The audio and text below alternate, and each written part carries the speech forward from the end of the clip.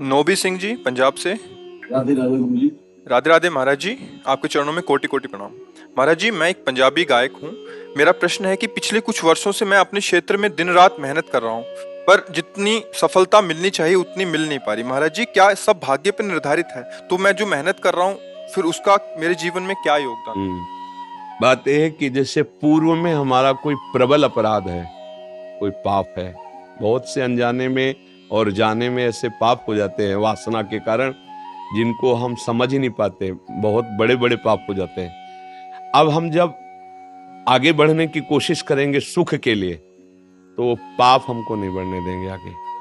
अब आपका जो प्रयास है वो पावरफुल नहीं है।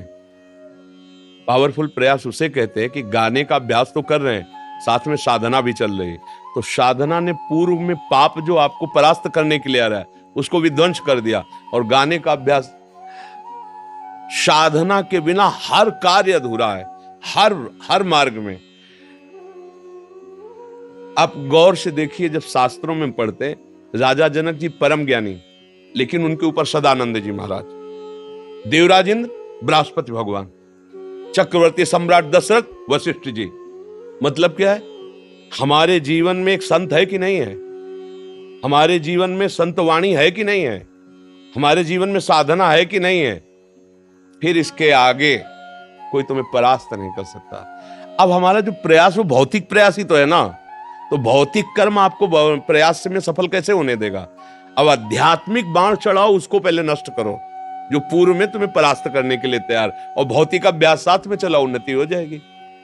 ये किसी जादू टोना या जंतर मंतर की बातें नहीं है, ये बिल्कुल ठीक अमोघ बातें हैं। यदि तुम्हारा पूर्व का प्रारब्ध तुम्हें परास्त करने आया है, तो भौतिक प्रयास से तुम उसको परास्त नहीं कर सकते। उसके लिए आध्यात्मिक प्रयास चाहिए, और आध्यात्मिक प्रयास जो गुरुजनों की वाणी, गुरुवाणी है, नाम है, साधना है, पवित्रता है, अभी सब कार्य हो जाए। अर्जुन जी में और धनुर्धरों में बड़ा अंतर क्यों पाया गया? जैसे दुर्योधन, दुशासन आदि, इनकी भोग प्रधान वृत्ति थी और अर्जुन की योग प्रधान वृत्ति थी। द्रोणाचार्य जी ने देखा तब सबसे कहा, कभी अर्जुन के भोजन के समय अंधेरा नहीं होने देना। तो किसी ने इस रहस्य को नहीं समझा। अचानक एक दिन दीपक बुझ गया और अर्जुन का ऐसे कवल गया। अभ्यास, अच्छा, मतलब बिना देखे भी निशाना बेधा जा सकता है, अभ्यास से शुरू हो गए। और साथ में साधना और आश्रय उनके जीवन में श्री कृष्ण। तो विजय श्री उनके चरण चूमती, सर्वश्रेष्ठ धनुर्धर। और साधना भौतिक ऐसी कि एक चिड़िया टांगी गई परीक्षा के लिए, युधिष्ठिर जी को दिया गया, बोले चिड़िया की गर्दन उतारनी। अब तुमको क्या दिखाई दे रहा है? हम दिखाई दे रहे हैं, वृक्ष दिखाई दे रहा है। बोले हाँ गुरुदेव, आप भी दिखाई दे रहे हैं। बोले रख दो धनुष, रख दो, चलो। सबसे किसी को डाल, किसी को। अर्जुन को खड़ा किया, लक्ष्य वेदना है। क्या दिखाई दे रहा है? हम दिखाई दे रहे हैं? नहीं। वृक्ष नहीं, डाल नहीं, चिड़िया नहीं, तो दिखाई क्या दे रहा है? केवल गर्दन। छुर धारा से तत्काल उसको उड़ा दिया। ये अभ्यास है, खान पान का संयम, साधना, भगवान का नाम जप आदि और अभ्यास। तो वो हमारे सुकृत बढ़ते हैं और सुकृत प्रकाशित हो जाते हैं। देखा जाता है, कल एक आदमी बहुत ही निम्न स्तर का जीवन व्यतीत कर रहा था, आज वो राजा महाराजाओं जैसा जीवन व्यतीत कर रहा है। तो क्या हुआ? उसके सुकृत बढ़े और पूर्व के सुकृत मिल गए, आगे बढ़ गया। बोले बने तो थे, कुछ दिन के लिए बने थे, फिर तो उसके सुकृत उठे, पापों ने परास्त कर दिया, फिर वही आ गए। सारा खेल सुकृत और दुष्कृत का है, और इन दोनों पर जो शासन कर सकता है वो भजन है, सुमिरन है। इस पर कोई ध्यान नहीं दे रहा। हमारे पास कवच भी भजन बनता है और बाण भी बनता है।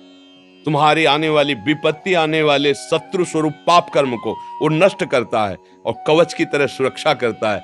नाम जैसा अंगरक्षक कोई त्रिभुवन में नहीं। अगर तुम्हारी जिह्वा पे नाम, प्रहलाद जी से यही पूछा उनके मित्रों ने, तुम्हें आग में जलाया जाता है, तुम्हारे ऊपर सांप छोड़े जाते हैं, विष पिलाया, तुम्हें कुछ होता क्यों नहीं? तो वो यही कहते हैं कि मेरी जिह्वा पे हर समय हरि हरि हरि ऐसा नाम चलता है, तो मैं देखता हूं मैं हरि की गोद में हूं। भगवान का बल लिए बिना इस संसार में विजय अधूरी है, विजय होने पर भी वो अधूरी है। इसलिए प्रार्थना है कि आप गुरुवाणी पढ़िए, गुरुवाणी सुनिए और नाम जप कीजिए, तो आप देखेंगे कि आपको बल तो मिले ना। भौतिक बल से आप पूर्व प्राप्त प्रारब्ध को नहीं काट सकते, ये पक्का सो। उसके लिए आध्यात्मिक बल चाहिए, भागवतिक बल चाहिए, निश्चित बदल जाएगा। हम कोई पशु थोड़ी कि प्रारब्ध भोग भोगने के लिए पैदा हुए हैं, नहीं, हम नवीन प्रारब्ध की रचना करेंगे। भजन बल से, गुरुजनों के बल से हम नवीन प्रारब्ध रचना अपना करें। नहीं फिर क्या, हम में पशु में अंतर क्या रह गया भैया? जो प्रारब्ध में लिखा वही भोगेंगे, फिर अंतर क्या रहेगा? अरे हम तो भगवत प्राप्ति कर सकते हैं, हम तो नारायण बन सकते हैं, ब्रह्म बन सकते हैं, हम भूत बन सकते हैं, हम नारकी नाली के कीड़ा बन सकते हैं। बनना क्या चाहते हैं? बस उसके लिए प्रयास। अब जो बनना चाहते हो वैसा प्रयास करना पड़ता है। आर्मी में जाने वाला बच्चा पहले ही से किलोमीटरों दौड़ अभ्यास शुरू कर देता है। वो क्यों इतना दौड़ते हैं? बोले आर्मी में जाने के लिए तैयारी कर रहे। तो आपको जो बनना है उसकी तैयारी कीजिए और पावर बढ़ाइए अपना। आध्यात्मिक पावर के बिना कोई कहीं सफल नहीं हो सकता, पक्का। जिसके जीवन में आध्यात्मिक बल नहीं है वही राजा प्रकाशित हुआ, वही इतिहास में लिखा गया जिसके ऊपर महाराजा बैठा हुआ है, कोई संत बैठा हुआ है। संत आज्ञा से जो चलता है, गुरु आज्ञा से चलता है, वही विजय श्री को। पर आज का समय ऐसा है कि नए नए बच्चे सब मदिरा पान और सब खान पान गंदे। कौन सा ऐसी सीरीजें, ऐसे नाटक चल गए कि संत महात्माओं की सब ऐसी धज्जियां उड़ गई हैं कि उससे लगता है क्या साधु, मतलब संत देखते ही पाखंड, ड्रामा, नाटक, मिथ्याचार, ये दिमाग में बैठा हुआ है। ऐसा स्वरूप कलयुग का देखो कैसा स्वरूप, ऐसी नौटंकी नाटक बना करके दिखाए जाते हैं। अब कैसे हो? अब जब हमारी श्रद्धा ही नहीं है तो उनकी बात नहीं मानेंगे, उनकी बात नहीं मानेंगे तो फिर हमारे जीवन में अध्यात्म कैसे आएगा? ऐसा नहीं। हमने कई बार कहा है कि जैसे भारतीय असली नोट है तो उसी असली नोट की ही नकली बनाई जाती है। नकली नोट कैसे बनेगा जब तक असली नहीं होगा? तो अगर भगवान की सृष्टि में असली ना हो तो फिर नकली का कैसे हो, डुप्लीकेट कैसे किया जाएगा? असली का ही तो डुप्लीकेट किया जाता है। तो भगवान से मनाओ कि हमें गुरुवाणी पर विश्वास हो, संतों की वाणी पर विश्वास हो, तो जीवन प्रकाशित हो जाए। पक्का समझ लो भैया।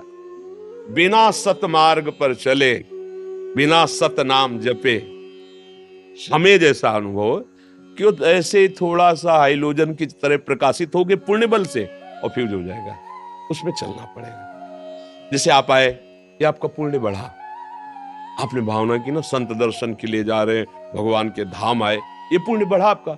अब जैसे किसी का काम बन जाए और बोले बाबा के पास गए, कुछ नहीं, चमत्कार बाबा का नहीं है, ये तुम्हारी श्रद्धा का है। तुम वहां से चले, भावना की, कष्ट आदि सह कर, पैसा खर्चा करके यहां तक आए, घंटों लाइन में खड़े रहे, फिर मिले, ये तुम्हारा पुण्य बन गया।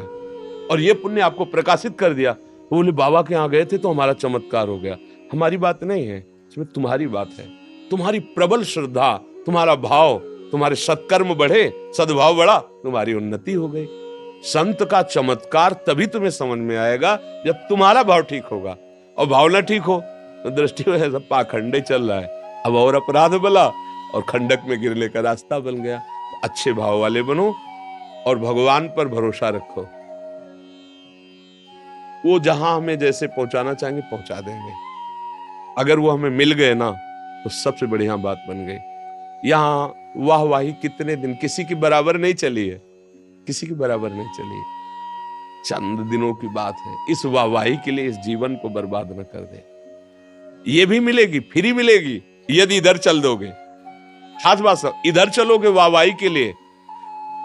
वाहवाही में लोगों ने अपनी हत्या कर ली, प्रयासरत रहे, एक जगह बहुत सफलता पाई और दूसरी जगह एकदम जीरो पे पहुंच गए। अब उनको जिया नहीं जा रहा कि अब कैसे लोगों को मुंह दिखाएं। हम घटना बता रहे हैं। फिर उन्होंने आत्महत्या, बहुत नामी पहलवान थे जिसको परास्त कर, उनसे कम वजन वाले ने उनको परास्त कर दिया। वो रो रहे, वो सह नहीं पाए। अब मैं कैसे, ये वाहवाही अच्छी नहीं। और आप भगवान की तरफ चलिए तो ये वाहवाही आपके चरण चूम लेगी। सच्ची मानना, अपना प्रचार करने से जो प्रचार होता है उससे पुण्य नष्ट होते हैं, और जो भगवान के होकर उनका, तो उनका जो किया होगा वो सत्य होगा और ऐसे बढ़ते चले जाओगे। कोई परास्त, आज हम यश गाते हैं महापुरुषों का, मतलब वो गए नहीं है, यश रूप में आज विराजमान उनके चरित्र गाते हैं। क्यों? क्योंकि उन्होंने सत्य। कौन चरित्र गाएगा? अपने लोगों को कौन चरित्र गाएगा? क्योंकि चरित्र है ही नहीं तो क्या है, केवल प्रयास वाहवाही का है, तो हमारे पास पावर क्या है? इसलिए सच्चाई से चलोगे ना तो कुछ हो या ना हो, जो होना चाहिए वो हो जाएगा।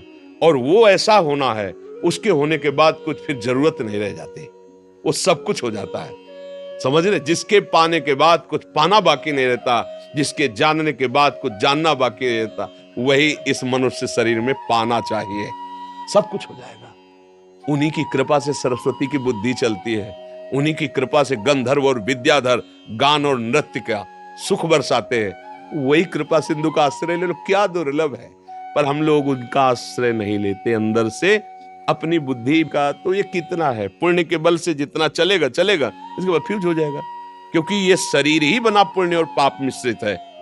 ये शरीर की रचना दो से हुई है, पाप और पुण्य से। तो हमें मिलेगा ही सुख दुख। हमें कोई तीसरा विधान देखना पड़ेगा जो इन दोनों को संभाल सके। पुण्य में अहंकार ना आवे जब उसका सुख मिले, और पाप में हमको शोक न पैदा कर पावे। वो है प्रभु, वो है गुरुदेव। उनके चरणों का आश्रय ले लो, फतेह ही फतेह है। ओ जो बोले सो हाले। वाहेगुरु जी का खालसा, वाहेगुरु जी की। फिर ये बोलते हृदय में स्वीकार क्यों नहीं करते? फतेह तो वही, फतेह शब्द जानते हो, विजय। कहीं भी परास्त कोई नहीं कर सकता। गुरुदेव की गुरुवाणी में निष्ठा है, गुरुदेव के अनुसार चलते हो तो छाती चौड़ी करके चलो, फतेह ही फतेह। कहीं भी जाओ तुम्हें कोई परास्त नहीं, न बाहर न भीतर का शत्रु। काम क्रोध आदि भी नहीं और बाहर भी नहीं। जिसके अंदर भागवतिक तेज होता है ना, माया थर्राती, ऐसा नहीं कि आक्रमण कर सके। मस्त रहो।